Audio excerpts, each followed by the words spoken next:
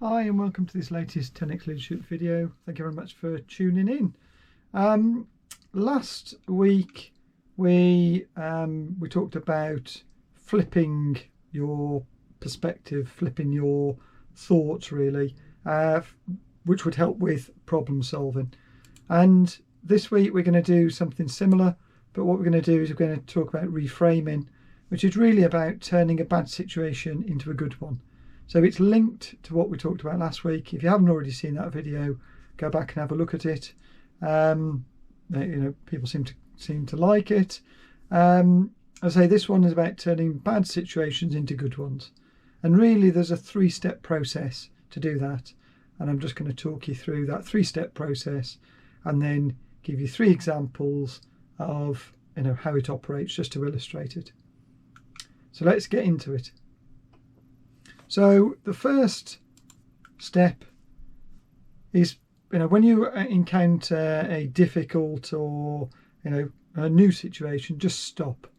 Just recognise the situation, recognise your initial reaction to what's happening. The second step is to examine that and really just to look at the facts and emotions, the emotions that you've got about that situation, but to do that objectively. So it's almost like a sort of out-of-body experience where you might be really frustrated and annoyed and irritated by what's happened, but the trick is just stop and look at it, and look at what's the real situation, not what is the emotional situation that you think you're in, but what's the reality of it. I mean, don't ignore your emotions, but just look at them, and it's almost like you're cataloguing them and understanding where you are. And then the third step is basically to reframe it, which is the point of this video. It's to reinterpret your situation, but to do so positively or constructively. And that sounds easy to do, but and it is, I suppose, but you just need to practice it, like lots of things. So this is all about, as I say, turning a bad situation into a good one. So let me just give you three examples that hopefully will illustrate the point.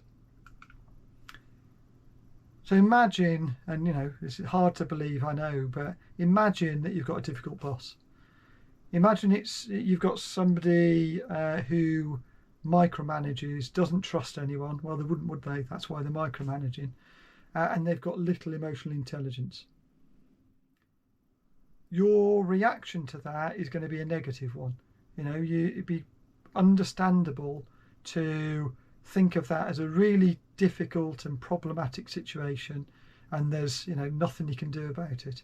But there is. So if you just stop, you think about your reactions, you assess the situation, or evaluate what the situation and your emotions, that can then help you to reframe it.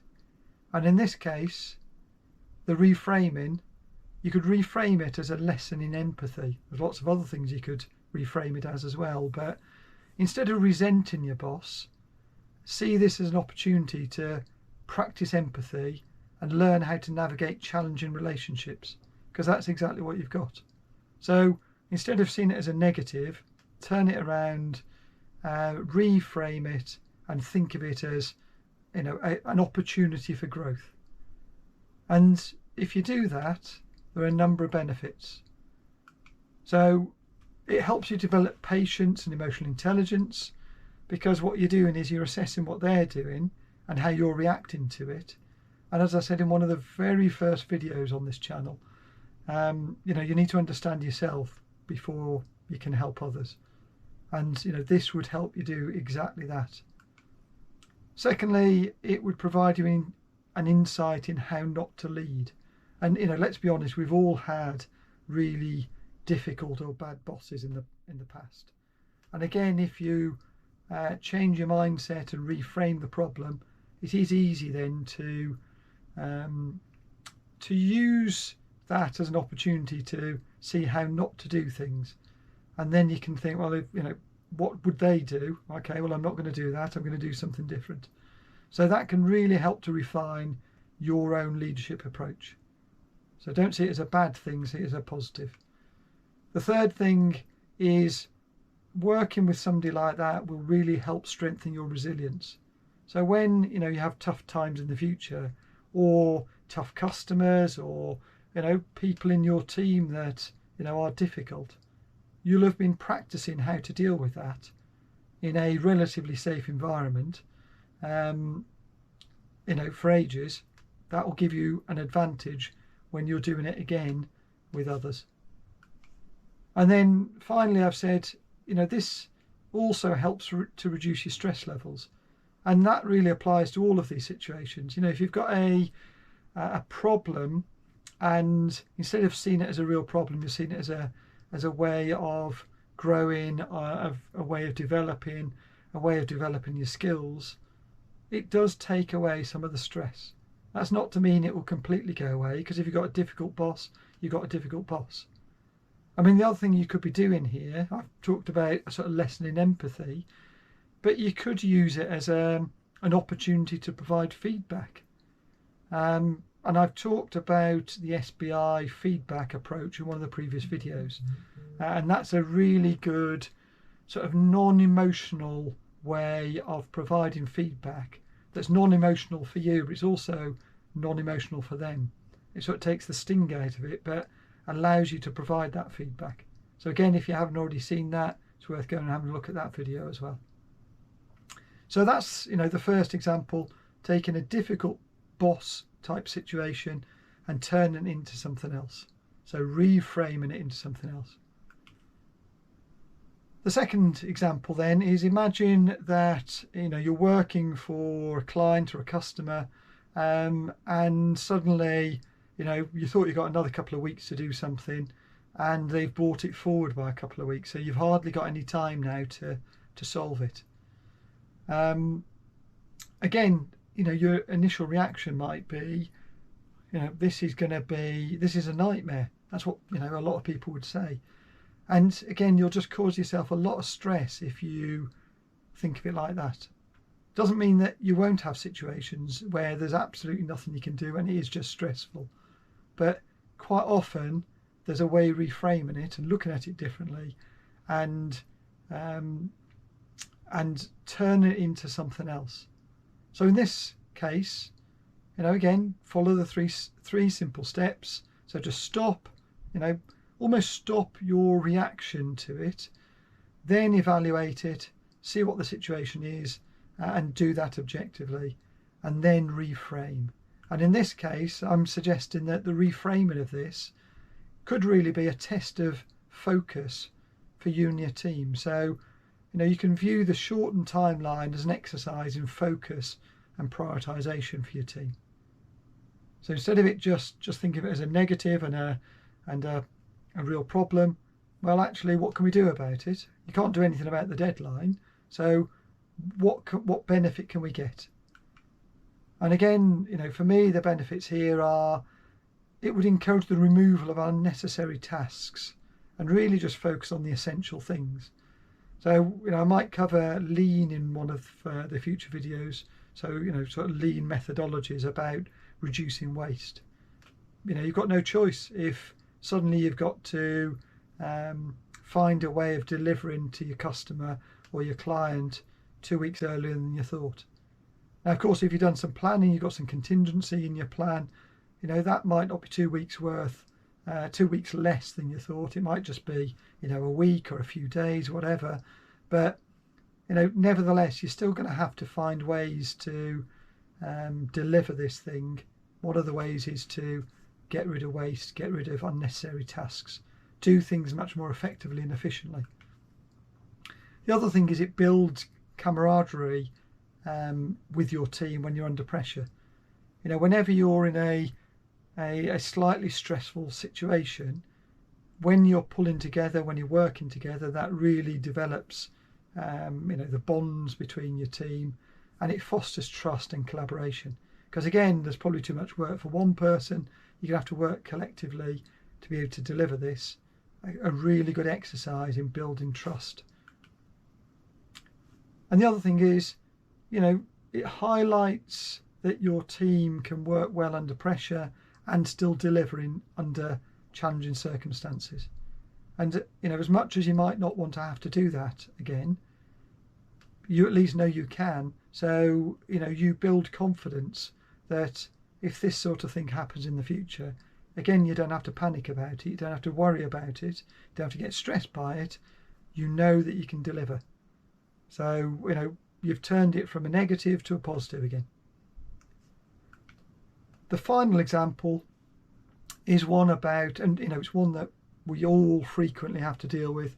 So let's imagine suddenly you've got limited resources. So your department faces some significant budget cuts, and that might be it might be workforce, or it might be you don't get as much money as you thought you were going to I don't know, buy a product, or buying some technical help and support, or whatever it happens to be. And again, a lot of people go into they go into a space where immediately is a massive problem, and of course it's not an ideal situation, but you can do something about it. So I know I've mentioned it about a million times already, but for me, the reaction that lots of people have to things like limited resources, they start blaming, they start saying that there's no hope, or just ignoring it. All of that's in the bottom of the ladder of accountability.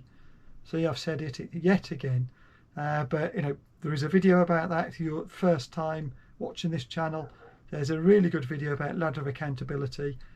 It seems like lots of things I talk about in terms of leadership comes back to ladder of accountability. So if you haven't seen that video, again, just go and have a look at the channel. You'll find it quite easily. But again, instead of blaming others or ignoring the fact, just recognize that there is a problem. That's what the pausing and the evaluation does, and then you have to do something about it. That would be in the top half of the ladder of accountability again. And in this case, you've got limited resources. It's a fact. What are you going to do about it? So for me this time, the reframing of this problem is this is a catalyst then for creativity. So treat this as an opportunity to innovate and find more efficient ways to achieve the goals. So I suppose again, linked to the previous example, you have to be more effective and efficient, but this one also encourages creativity as well. So you've still got the same problem to solve, but you haven't got the same resource to be able to do it. So you're going to have to be a bit clever about doing it. And perhaps the other thing is you're going to have to do something that you haven't done before, which is what creativity and innovation is. And again, for me, there are lots of benefits from this. So it will encourage out of the box thinking and innovation, especially if you're having to deal with a significant cut in resources, yet you have the same outputs to deliver. You just can't do it the same way, so how can you do it? And that really brings out the creative juices. Again, it prioritises what truly matters, and it increases your focus and the impact of the activity that you've come up with. You might have been doing a load of things that were okay, but actually weren't adding a great deal of value. Everything that you do, given you've got limited resources, you'll have to make sure it's adding value. So it really focuses the mind, really focuses the impact of what you're doing. Again, as I've talked about in the growth mindset video, this will help strengthen your adaptability for you and your team. Because again, you're suddenly having to deal with a situation where you might have lost thousands and thousands of pounds out of your budget that you thought you were going to have. You're going to have to do something differently. So you're just going to tweak and adjust the way that you're going to deliver your project, but you're still going to deliver it. And the other thing again is, when you're in a bit of a bind, and especially when you're doing creative things and innovative things, that really does bond your team together and helps you all realise that you can deliver far more than you thought you could. You're much more resilient, you're much more creative, and it doesn't really matter what life throws at you, you can still deal with it. So hopefully 3 examples there of how stopping, evaluating the situation objectively, and then just tweaking it and adjusting it and critically reframing it will make a difference. So those 3 steps, just again to finish off: stop, recognise your situation, examine the facts, do it objectively. That gives you a baseline then to think, right, what's really going on here and what can I do differently? And then the third bit is the reframing, and that's the reinterpretation of the situation positively or constructively. And I've put basically a silver lining on that picture there, because virtually every situation that you encounter as a leader, as a team, there will be a silver lining. You just need to look for it, and you just need to reframe the situation and, I suppose, change your mindset to turn from a negative into a positive. That's it for this week. Hope you find that useful. Again, I've used it. I use it all the time. In fact, I use it so much it's difficult for me to recognise when I am really doing it. But it's particularly good when you've got a new team and there's some baggage and some concerns. Just reframe things, help people see the positive, and they will get behind it, and you'll be heading in the right direction. As ever, if you like this, please click the like button. As I've said before in videos, it costs nothing to support this channel. So if you like what we're doing here, please subscribe. That makes a massive difference. Share it with your friends, spread the word, and help everyone become a greater leader. Thank you very much. See you in the next video.